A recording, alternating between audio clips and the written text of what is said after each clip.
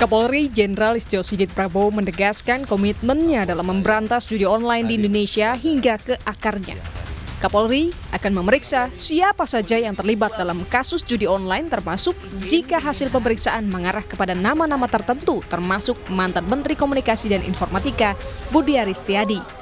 Sosok Budi Ari juga nanti akan dimintai keterangan gitu Pak, karena kan dulu di Kominfo terus ada juga di Komdigi. Ya saya kira kalau nanti dalam pemeriksaan yang dilakukan oleh anggota saya mengarahkan nama-nama tertentu, saya kira tentu pasti akan diproses, akan diperiksa. Sebelumnya, mantan Menteri Kominfo yang kini menjabat Menteri Koperasi, Budi Aris Setiadi, mendorong pengungkapan kasus judi online di Komdigi dan siap diperiksa polisi. Budi menegaskan dirinya tidak terlibat dalam kasus judi online yang melibatkan belasan pegawai Kementerian Komunikasi dan Digital. Solusinya gimana? Lalu kita warga negara. Dan nanti katanya polisi mau mendalami Pak, gimana Pak? tunggu aja dalamnya nggak apa. Kita siap di proses. Siap Pastikan tidak dipanggil terlibat, gitu, Pak. Pak? Pasti nggak. Berarti siap, pasti nggak terlibat Pak? Pak kenal nggak Pak? Mas sudah pegawai Komdigi yang dipisah Pak? Ya tahu lah namanya. Hari Minggu lalu, polisi kembali menangkap 2 orang tersangka dalam kasus judi online di Kementerian Komunikasi dan Digital. Keduanya berperan sebagai penghubung antara bandar judi dan oknum pegawai Komdigi. Dari keduanya, polisi menyita uang tunai senilai 300 juta rupiah dan uang dalam rekening sebesar 2,8 miliar rupiah. Mengamankan salah seorang DPO dengan inisial MN. Jadi dilakukan pengembangan dan didapatkan 1 orang tersangka lagi dengan inisial DM. Daripada MN ini adalah yang menyetorkan uang dan menyetorkan atau menyerahkan list website untuk dijaga websitenya supaya tidak diblokir. Hingga hari ini, polisi telah menetapkan 18 tersangka dalam kasus judi online di Kementerian Komunikasi dan Digital. 10 orang diantaranya merupakan pegawai Komdigi dan 8 orang lainnya merupakan warga sipil. Tim Liputan, Kompas TV. Dalam perkembangan terbaru, Polda Metro Jaya kembali menetapkan tersangka baru dalam kasus judi online yang melibatkan pegawai Kementerian Komunikasi dan Digital Komdigi. Istri DPO berinisial A ditetapkan polisi sebagai tersangka terkait kasus judi online atas dugaan keterlibatannya dalam tindak pidana pencucian uang. Dari tangan tersangka baru, penyidik menyita uang miliaran rupiah, puluhan buah perhiasan, dan jam tangan mewah. Inisialnya D.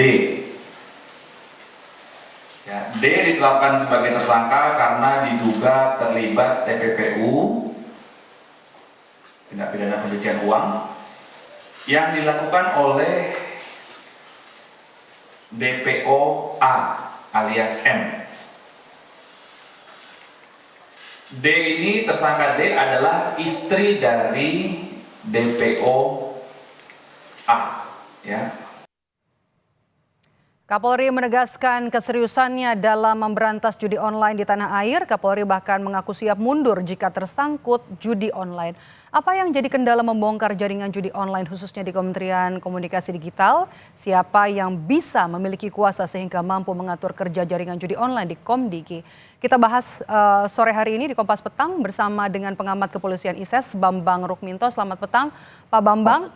Bagaimana Anda melihat proses pengungkapan jaringan judol di Komdigi? Apakah sudah terungkap peran-perannya dan juga aliran dananya kemana saja? Kalau melihat yang disampaikan di media massa, yang disampaikan oleh Dirkrim ya memang ada kemajuan sedikit ya, tetapi ini belum menyentuh pada akarnya. Karena kalau yang ditangkap terakhir ini adalah penghubung, tentu ada pihak-pihak yang lebih di atas yang memberikan dana untuk diberikan kepada oknum-oknum di Komdigi. Makanya memang harus ada penyelidikan yang lebih intensif terkait ini. Karena kalau tidak ya ini akan hanya sebatas operator-operator di lapangan, tapi tidak menyentuh pada akarnya, yakni otak pelaku atau bandar.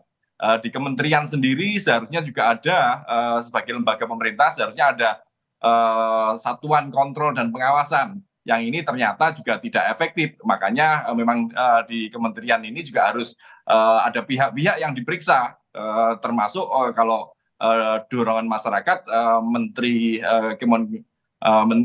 Menkominfo sebelumnya yang memberikan rekomendasi pada oknum ini yang juga harus segera diperiksa seperti itu. Jadi Anda melihat peluang besar Menkominfo sebelumnya Budi Ari untuk diperiksa?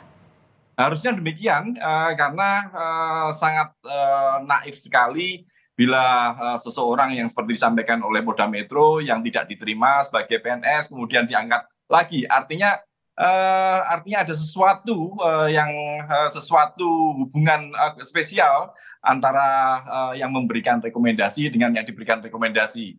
Makanya kalau kemudian oknum ini terlibat, sebelumnya ada hubungan apa? Makanya memang seharusnya segera dilakukan pemeriksaan terhadap pihak-pihak yang terkait seperti itu.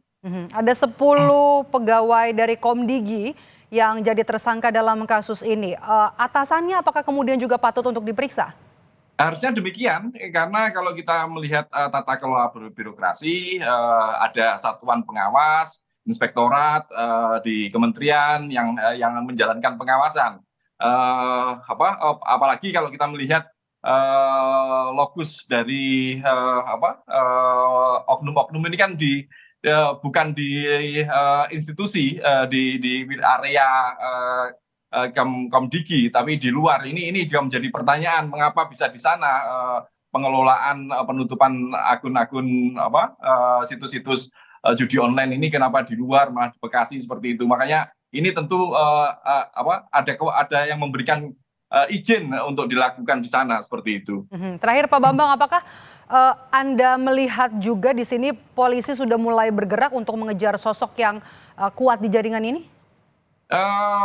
Arahnya ke sana. Cuma saya melihat memang harus ada pendalaman-pendalaman ya. Tetapi kalau ini hanya sebatas itu saja ya sangat disayangkan sekali. Karena judi online ini kan kalau melihat data dari PPATK juga menyasar hampir 100.000 anggota kepolisian dan TNI.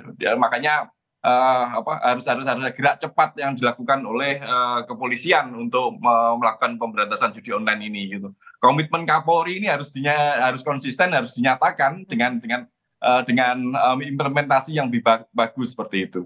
Kita tunggu langkah selanjutnya. Terima kasih Bambang Rukmito, pengamat kepolisian dari ISES sudah bergabung bersama kami di Kompas Petang. Sehat selalu Pak Bambang.